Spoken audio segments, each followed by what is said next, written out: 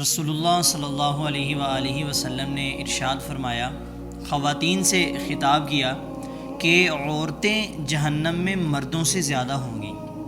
ٹھیک ہے، آپ نے اس بات سے پریشان نہیں ہونا، مطلب کہ عورتیں زیادہ ہوں گی نہیں۔ ایک حدیث میں آتا ہے کہ جنت میں بھی عورتیں زیادہ ہوں گی، اس کی وجہ یہ ہے کہ عورتوں کی آبادی ہی زیادہ ہے۔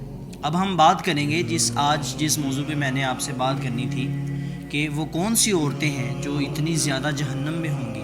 آقا علیہ الصلاۃ والسلام نے فرمایا وہ عورتیں جو اپنے مردوں کی ناشکری کرتی ہیں، مطلب کہ ایسا ہوا پورا مہینہ، پورے 28 دن یا پورا سال یا جتنی دیر بھی ایک مرد اپنی عورت کو اور اس کے بچوں کو چھت بھی دے رہا ہے، گھر بھی دے رہا ہے رہنے کے لیے، ٹھیک ہے، ان کے اس عورت کا، اس کے بچوں کا محافظ بنا ہوا ہے، سب کچھ کما کے کھلا رہا ہے، لیکن کچھ دن ایسے آ گئے اس کی زندگی میں جس میں اس کے پاس پیسے نہیں ہیں، تو اب یہ عورت کہہ رہی ہے کہ میں جب سے یہاں آئی ہوں ایسے ہے ویسے ہے، مطلب کہ ناشکری کر رہی ہے۔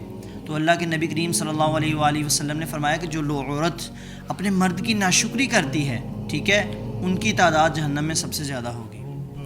تو ہمارے معاشرے میں یہ چیز بہت تیزی سے بڑھ رہی ہے۔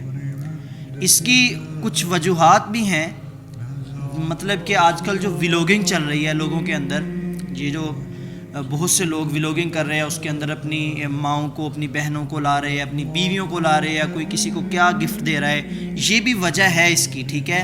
اس سے ہمارا جو معاشرہ ہے یہ خراب ہو رہا ہے۔ لیکن میں آپ سے یہ ریکویسٹ کروں گا اپنی تمام بہنوں سے، ٹھیک ہے، کہ آپ خود سوچیں کہ ایک باپ اپنی بیٹی کے لیے اچھا رشتہ ڈھونڈنے کے لیے کیا کچھ نہیں کرتا، ایک بھائی اپنی بہن کو خوش رکھنے کے لیے کیا کچھ نہیں کرتا، سب کچھ کر جاتا ہے۔ اور اسی طرح جب ایک شوہر کی باری آتی ہے، اپنی بیوی کے لیے وہ سب کچھ لا کے دے رہا ہے، کھانے پینے کی تمام اشیاء، گیس کے بل، بجلی کے بل، ٹھیک ہے، اس کے لیے چھت کا انتظام، اس کے لیے گھر کا انتظام، گاڑی کا انتظام، سب کچھ کرتا ہے۔ اس کے باوجود اگر زندگی میں ایسا ٹائم آ جاتا ہے، پیسہ دیکھیں ایک ایسی چیز نہیں ہے کہ انسان کے پاس ہر وقت ہی ہوتا ہے، نہیں، ایسا ٹائم آ جاتا ہے جب بہت ساری مشکلات کا سامنا کرنا پڑ جاتا ہے، کبھی بزنس کم پڑ گیا یا کبھی جاب کا کوئی مسئلہ بن گیا، کچھ بھی اس طرح کا ہو جاتا ہے۔ لیکن اس وقت میں آپ نے کیا کرنا ہے، آپ نے ناشکری نہیں کرنی، آپ نے اس کو مایوس نہیں کرنا، اسے یہ نہیں کہنا کہ تم نے تو مجھے دیا ہی کیا ہے پوری زندگی، بلکہ اس وقت آپ نے اس کے ساتھ کھڑنا ہے، ٹھیک ہے، اس کا ساتھ دینا ہے، اسے یہ کہنا ہے کہ ٹینشن والی کوئی بات نہیں ہے، میں تمہارے ساتھ ہوں۔ تو اس لیے میری تمام بہنوں سے گزارش ہے کہ اس چیز سے جتنا بچا جائے ضرور بچا کریں۔ یہ نہ کہا کریں کہ میری بہن کی فلاں جگہ پہ شادی ہوئی ہے، اس کا جو شوہر ہے اس کو اتنے پیسے لا کے دے رہا ہے۔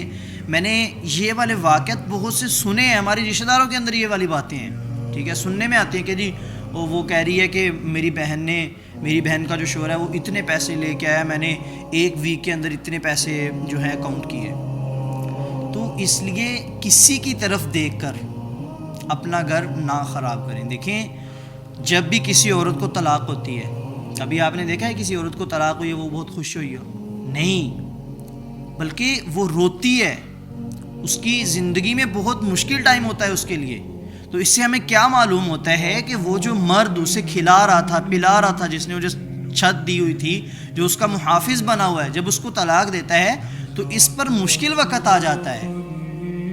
تو اس لیے شوہر کو تنگ مت کیا کریں، اس کی ناشکری مت کیا کریں، شوہر کی خدمت کرا کریں۔